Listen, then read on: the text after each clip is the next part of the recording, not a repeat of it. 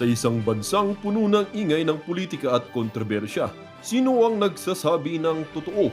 Sino ang nasa panig ng bayan? Welcome to Bayang Pinas, ang news channel na hindi takot maglatag ng katotohanan. Dito, pinag-uusapan natin ang mga isyong may kinalaman sa kinabukasan mo, politika, pamahalaan at ang tunay na kalagayan ng ating bansa. Hindi kami bayad, hindi kami bulag. Sa Bayang Pinas, ang boses ng mamamayan ang tunay na headline. Kaya kung sawang-sawa ka na sa mga baluktot na impormasyon at scripted na kwento, dito ka na. Dito sa Bayang Pinas, tayo ang bantay at boses ng bayan.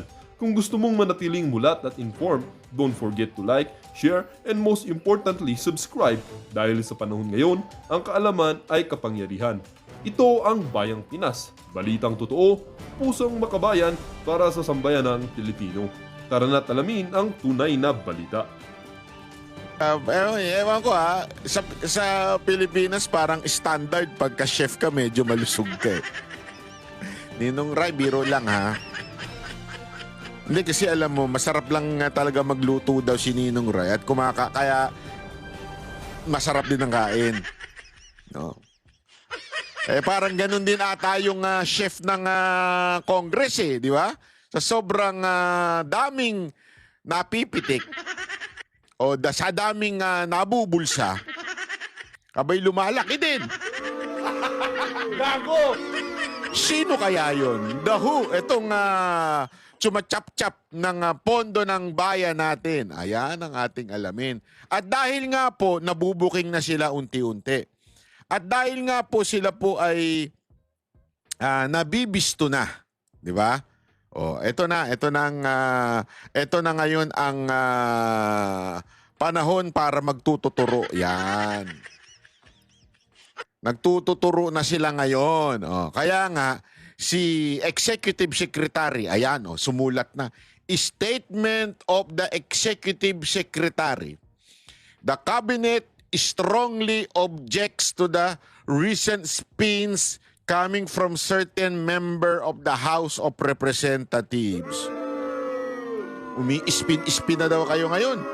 Who are thereby attempting to shift the blame for their own corruption and failures onto the executive branch. Gago! Ladies and gentlemen, nanggaling na po sa bibig ninyo, Mr. Executive Secretary, that there is corruption in the House of Representatives. Kaya nga alam mo yung style ni Marcos na paiyak-iyak. Tapos ako kasi, eto, sabi nga ni VP Sara Duterte, di ba? Gusto mo solusyonan to, malaman kagad yung investigasyon? Alam mo Marcos, alam mo BBM, kung sino ang punot dulo nito.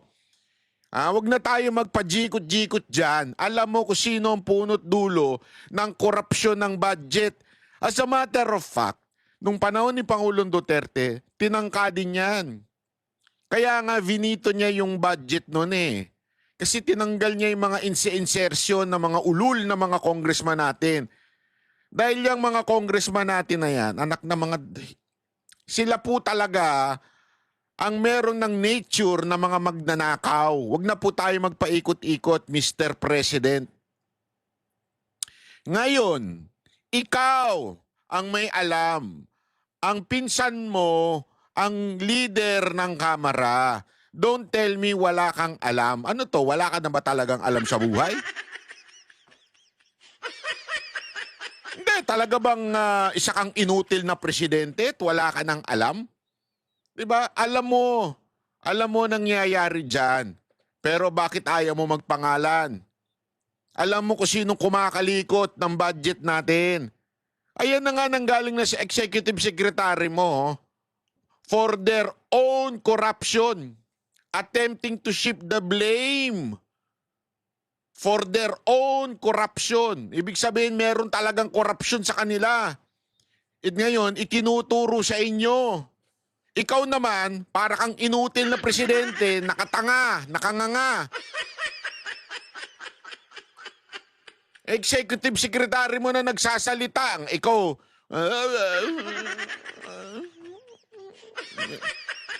may pa-t-shirt ka ba sa next vlog mo? Ang drama-drama mo. Uulitin ko. Wala kaming pakialam sa emosyon mo. Wala kaming pakialam dyan sa drama mo. Ang gusto namin solusyon, pangalanan mo kung sino ang nagnanakaw ng pera namin. Alam namin mahirap makulong agad-agad dyan. Siyempre may due process. Pero at least man lang, pangalanan mo na. Ang problema, takot ka. Yan ang totoo. Ang problema, mahina kang nilalang, wala kang, buti ako na sabihin bayag, pero ayoko sabihin yun. Hindi maganda. Yan ang totoo. Wala kang, ayoko talaga sabihin yung bayag na yan. Mapangit, di magandang pakinggan. Alam mo naman kung sino eh. Nagmamaang-maangang ka pa dyan. Di ba? Sabi nga dito, second paragraph, the members of the cabinet will not tolerate any attack on the integrity and reputation of the executive branch and any effort to hold the budget process hostage by political theatrics. All our investigation into anomalies will be futile if the source of corruption remain unchecked. Oh, kita mo na? Sinong sinasabi ditong source of corruption? Oh, Speaker, sumagot ka. Saldico, sumagot ka. Bakit sila? Kasi nga, remember, yung committee ng APRO, yung appropriation, na pinamumunuan ni Zaldico at si Speaker bilang head ng Kamara, sila po ang nakakaalam niyan. Sila po ang nagdedetermine ng mga budget dyan. Kailangan nilang sagutin yan. Hindi ko sinasabing sila yung corrupt. Ang sinasabi lang natin, since kayo yung leader ng APRO, ikaw nakakaalam kung saan ang mga budget. O ikaw speaker, since ikaw ang leader ng Kamara. Di ba? So dapat ikaw ang, sabi nga dito and any effort to hold the budget process hostage by political theatrics. Again, maaari sabihin ng iba, hindi na naman si Zaldico ang head ng APRO. Tama naman. Hindi na siya ngayon. Di ba? Bakit? Nagbitiw daw siya dati. Oh, tama naman yun. But ang problema, nagsimula nung panahon na siya ang chairperson ng committee na yan. So dapat sagutin niya yung mga problema niyang budget niyang nakaraan.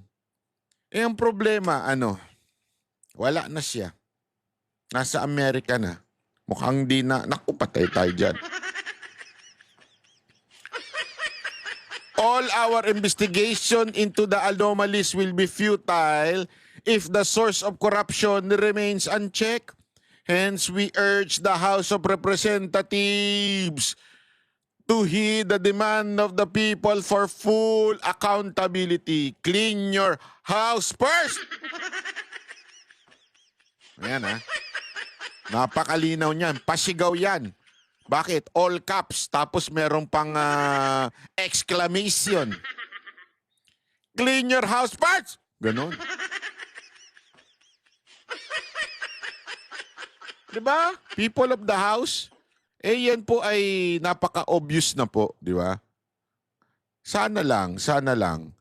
Talaga hong sana lang po. Sa akin imbestigahan. Kasi ang problema ngayon, naku, ayan. Sorry, mukhang nawala tayo. Ang problema po kasi mga kababayan, ayaw imbestigahan.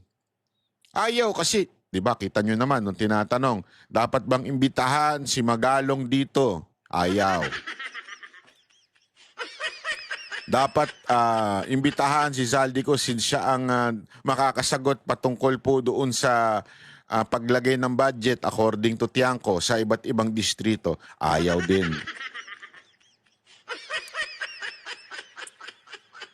Kaya isang kalokohan, isang katarantaduhan, yung investigasyon na nagaganap sa Kamara ngayon. Kalokohan yan. Wala kayong makukuha dyan. Ididiin lang nila dyan. Sabi nga ni Tiangco, di ba, tinanong siya, ano para saan pa investigasyon? Wala lang. Ididiin lang dyan yung kalaban nila sa politika. Gago! Kaya nga, di ba ngayon pinalalabas, sino may kasalanan? Si Escudero. Sino pinalalabas? Si Bongo. Si Bato. Tang-inan yan, yung korupsyon naggagaling sa Kamara, yung pag-aalat ng mga budget dyan nanggagaling, tapos ang sisisihin nyo yung mga senador. Abay mga... Ayoko na lang magsalita pero alam mo ako, galit na ako eh. Hindi ko maintindihan kung bakit hanggang ngayon yung mga investigasyon, kahit nga sa Senado, medyo napuprostrate na ako dyan sa investigasyon na yan. Sana naman sa Lunes may pangalan ng banggitin. Kasi kahit po sa Senado, ang pinupuntirya puro kontraktor, puro DPWH.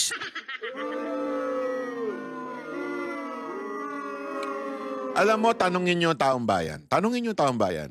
Hindi, ako kayong mga senador, kayong mga congressman, tanungin nyo taong bayan. Alam mo, isasagot sa inyo, wala namang mangyayari dyan. Panay investigasyon, wala namang kwenta yung investigasyon na yan. Wala namang makukulong dyan. Tanungin nyo sila. Alam nila na merong problema sa gobyerno. Pero sino pinupuntirya? Yung mga kontraktor? Sabi ko nga sa inyo, di ba, sinasabi nga namin ang problema na yan, parang ahas yan. Hindi pwedeng buntot lang ang putulin mo dyan. Tutuklawin ka pa rin yan. Hindi rin pwede yung katawan lang. Makakatuklaw pa rin yan. Ang pugutan ninyo, yung ulo, yung saksakin ninyo, di kaya yung tanggalin ninyo, ay yung ulo. Kaya alam nyo, ladies and gentlemen, sa kasaysayan ng Pilipinas, nakakahiya, pero katotohanan ito. Pumunta ho kayo ng ibang bansa. Hindi zero corruption sa ibang bansa. Baka akala ninyo zero corruption sa ibang bansa. Hindi, may corruption din doon. Kaya lang, yung corruption nila doon, pag ikukumpara sa corruption natin, wala, baliwala. Ayan ba corruption nyo? Matatawa ka na lang, baliwala. Yan ang tingnan ninyo. Kaya parang ang linis-linis, parang ang ayos-ayos ng gobyerno nila, parang ang ganda-ganda. Pero may korupsyon din sila. Yan ang lagi nyo pagkakatandaan. Ngayon, ito lang ang problema sa atin. Sa atin, sagad. Sagad sa korupsyon. Ultimong yung mga supposeding magsasaayos ay napaka-korap. Yung dapat sisihin, nagsisisihan.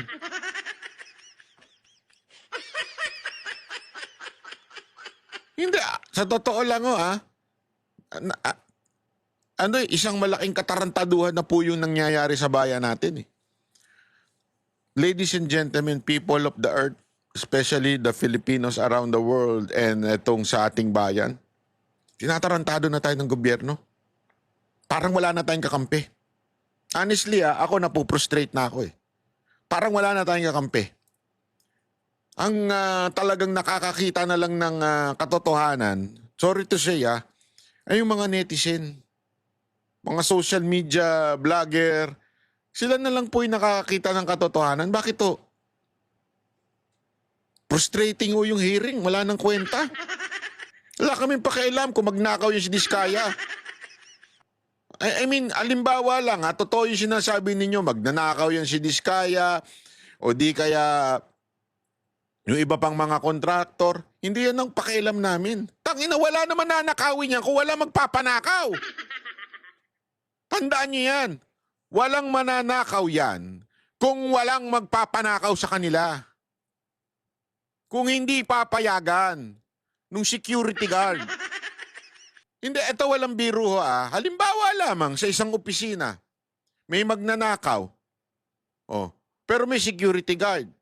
Kung hindi pipigilan ng security guard, Yung magnanakaw, wala mangyayari.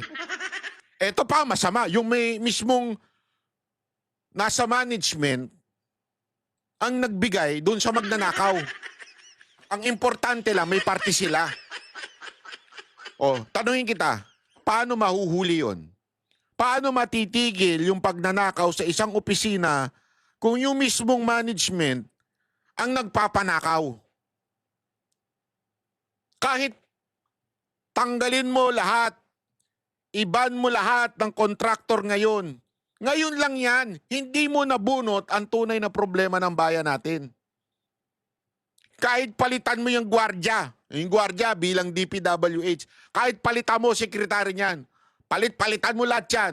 Kung yun nasa management, ang nagpapanakaw at nagbibigay, ito palitan nyo yung, yan, palitan yan, pero panakaw natin ulit ito.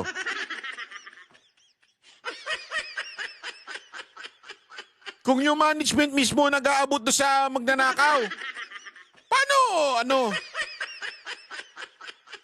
Ayan na, hindi po ako nagsasabi niya na ultimong yung executive secretary. Nagsasabi na. Di ba? Pambira kayo. Kung hindi nyo pa rin yan nakikita, ewan ko na lang sa inyo.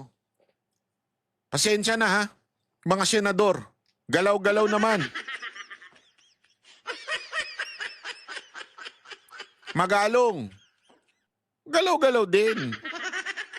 I know it's really hard for you to do it kasi you're a mayor, it will look political. Pero since dumaldal ka na rin naman, i-all out mo na. Huwag mo nang antayin. Paano kung hindi ka imbitahan? Paano kung hindi ka bagsalitain? Diba? Halimbawa lang naman. I know. Ako may hope pa kahit papaano, mga ganito kaliit. May hope pa ako sa Senado kahit papaano. Kaya lang kasi hindi ko magets eh. Alam naman ng mga senador, especially yung chairman ng Blue Ribbon, alam naman niya kung sino talaga eh. Galing siya dun eh. Alam naman niya, hindi ko maintindihan bakit basta. Ang tagal. Inip na po kami. Pasensya na po Senator Marcoleta. Hindi po kita inaaway, hindi po kita, ako po ay believe sa inyo. Ako po ay may tiwala sa inyo. Ako'y nagsasalita lamang dahil yan po ang naririnig ko sa mga netizen. Yan po ang damdamin ng netizen na akin lamang pong itong inilalabas, isinisigaw. Kami po kasing mga vlogger, kami po ay para kaming megaphone. Alam niyo yung megaphone? Yung tatak ng cellphone ni Sharon Cuneta? Ikaw pala yun. Hindi, para po kaming megaphone.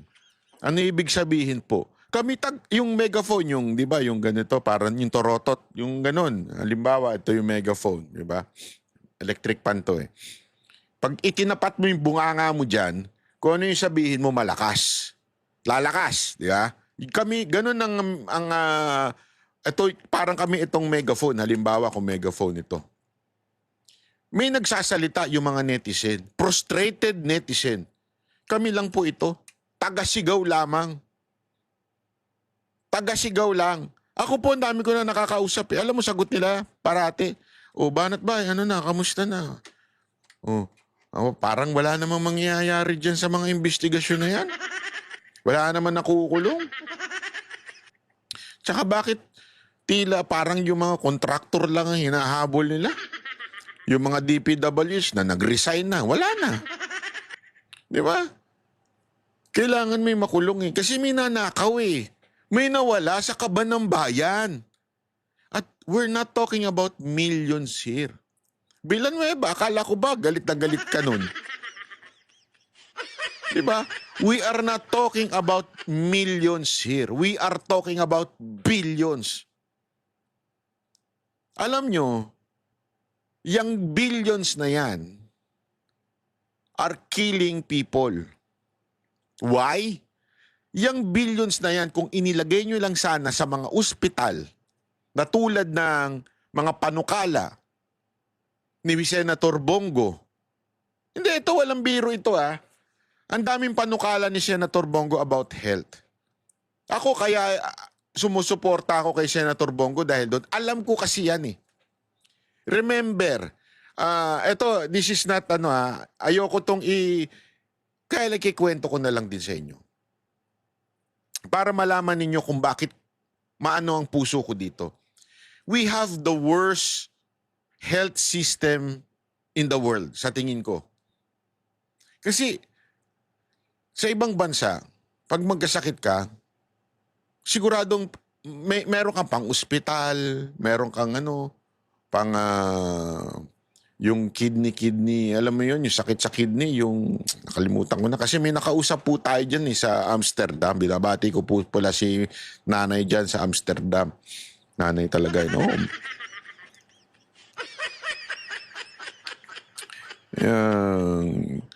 Yung treatment niya, tapos binibigyan pa siya ng sahod ng gobyerno. Di ba? Ay, taga-Paris pala siya. Diyan ko lang namin sa Amsterdam. Ganun eh. Sa atin, pag nagkasakit ka, patay ka. Alam mo, ito yun Kasi remember, my mother was diagnosed with cancer bago siya namatay. And dahil doon talagang yung pera ng aming pamilya ay naubos dahil sa pagpapagamot. Ala naman, hindi mo pagamot. Di ba? So naubos. And ako, nalalaman ko kung magkano yung ginagastos. And sabi ko nga, paano kung wala kang pera? Paano kung mahirap ka?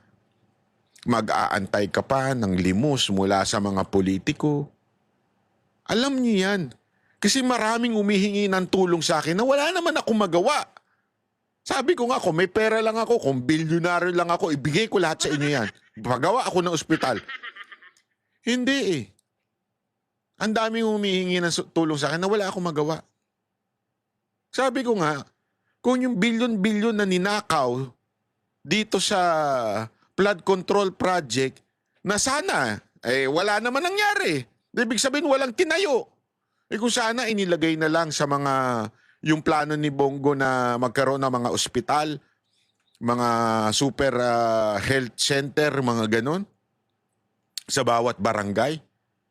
Kahit pa paano malaki matutulong nung bilyon-bilyon na yon. At may mga maliligtas na buhay doon.